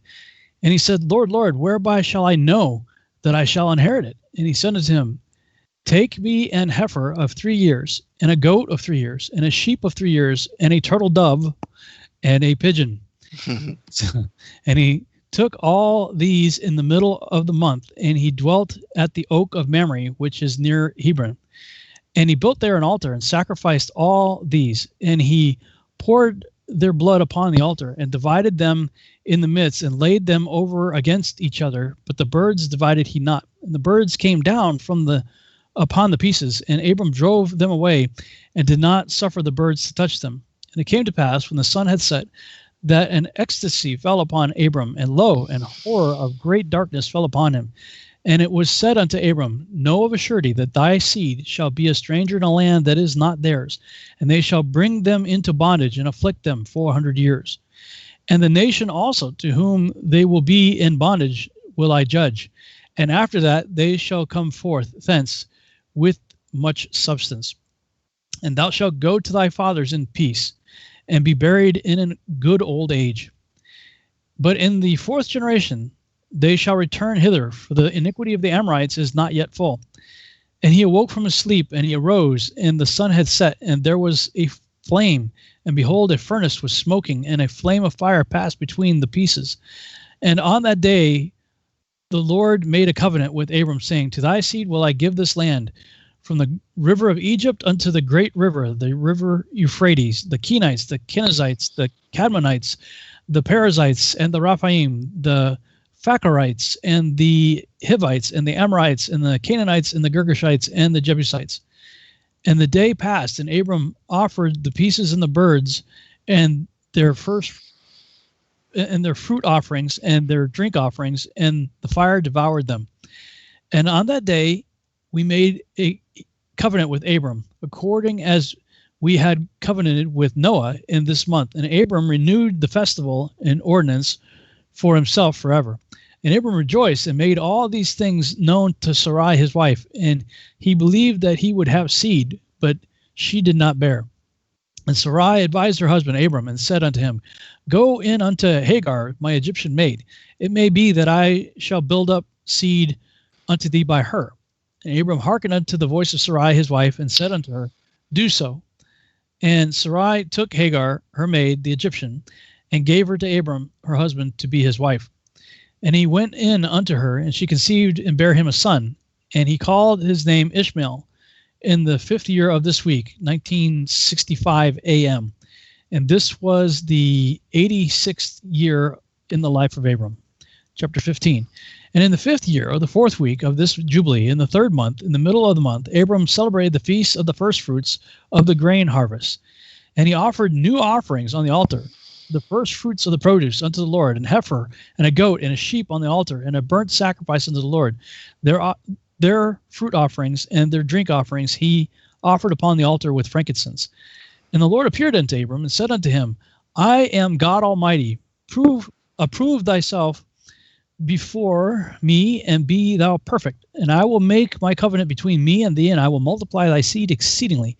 And Abram fell on his face, and God talked with him, and said, Behold, my ordinance is with thee, and thou shalt be the father of many nations. Neither shall thy name any more be called Abram, but thy name from henceforth, even forever, shall be Abraham. For the father of many nations have I made thee. And I will make thee very great, and I will make thee into nations, and kings shall come forth from thee. And I shall establish my covenant between me and thee, and thy seed before thee, throughout their generations, for an eternal covenant, so that I may be a God unto thee, and to thy seed after thee. And I will give to thy seed I guess is a typo here, land where thou hast been a sojourner, the land of Canaan, that thou mayest possess it forever, and I will be their God. And the Lord said unto Abraham, As for thee, do thou keep my covenant thou and thy seed after thee, and circumcise ye every male among you, and circumcise your foreskins. And it shall be a token of an eternal covenant between me and you. And the child on the 8th day ye shall circumcise every male throughout your generations, him that is born in the house, or whom ye have bought with money from any stranger, whom ye have acquired, who is not of thy seed. He that is born in the house shall surely be circumcised, and those whom thou hast bought with money shall be circumcised. And my covenant shall be in your flesh for an eternal ordinance. And the uncircumcised male, who is not circumcised in the flesh of his foreskin, on the 8th day, that soul shall be cut off from the people, for he has broken my covenant. And God said unto Abram, as for Sarai, thy wife, her name shall no more be called Sarai, but Sarah shall be her name. And I will bless her and give her a son by her. And I will bless him, and he shall become a nation, and kings of nations shall proceed from him. And Abram fell on his face and rejoiced, and said in his heart, shall a son be born to him that is 100 years old? And shall Sarah, who is 90 years old, bring forth? And Abram said unto God, oh, that Ishmael might live before thee. And God said, yea, and Sarah also shall bear thee a son, and thou shalt call his name Isaac, and I will establish my covenant with him, an everlasting covenant, and for his seed after him. And as for Ishmael, also have I heard thee, and behold, I will bless him, and make him great, and multiply him exceedingly, and he shall beget 12 princes, and I will make him a great nation. But my covenant will I establish with Isaac, whom Sarah shall bear to thee in these days, in the next year. And he left off speaking with him, and God went up from Abraham. And Abraham did according as God had said unto him. And he took Ishmael his son, and all that were born in his house, and whom he had bought with his money, every male in his house, and circumcised the flesh of their foreskin. And on the selfsame day was Abram circumcised, and all the men of his house, and those born in his house, and all those whom he had bought with money from the children of the stranger were circumcised with him. This law is for all generations forever. And there is no circumcision of the days, and no omission of one day out of the 8 days, for it is an eternal ordinance, ordained and written on the heavenly tablets. I guess it doesn't end at the cross then. And everyone, if words mean things, and everyone that is born, the flesh of whose foreskin is not circumcised on the 8th day, belongs not to the children of the covenant, which the Lord made with Abraham, but to the children of destruction. Ruh-roh, Rorge. Nor is there, moreover, any sign on him that he is the Lord's, but he is destined to be destroyed and slain from the earth, and to be rooted out of the earth, for he has broken the covenant of the Lord our God. And for all the angels of the presence, and all the angels of sanctification, have been so created from the day of their creation, and before the angels of the presence of the angels of sanctification, he hath sanctified Israel, that they should be with him and with his holy angels. And do thou command the children of Israel, and let them observe the sign of this covenant for their generations as an eternal ordinance, and they will not be rooted out of the land. For the command is ordained for a covenant, that they should observe it forever among all the children of Israel. Guess who you're grafted into if you're out there, dear Christians, saying, ah! Read Romans chapter 11. For Ishmael and his sons and his brothers and Esau, the Lord did not cause to approach him.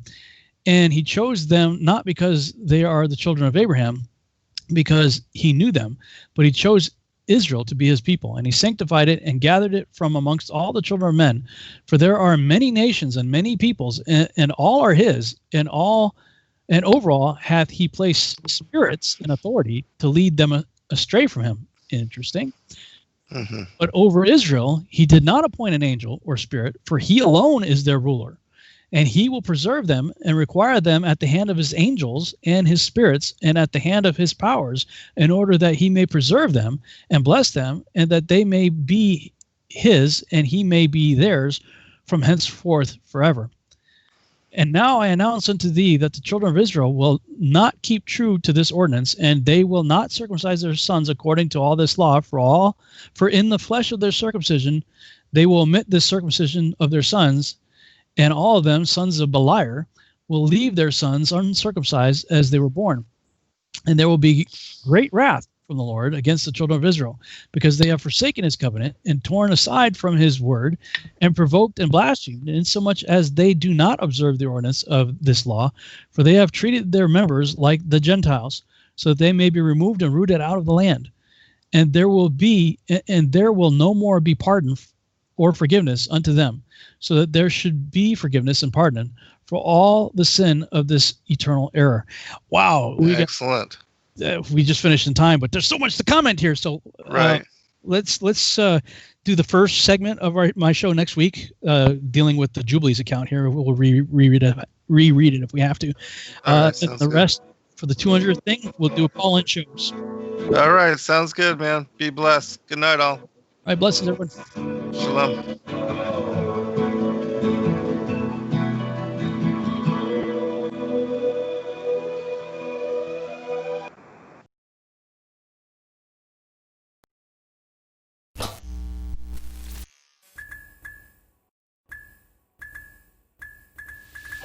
Thank you everybody for joining us for this video and this broadcast. We appreciate all of you and thank you for your patronage. Please do like and subscribe and share with your friends. God bless all of you in your seeking.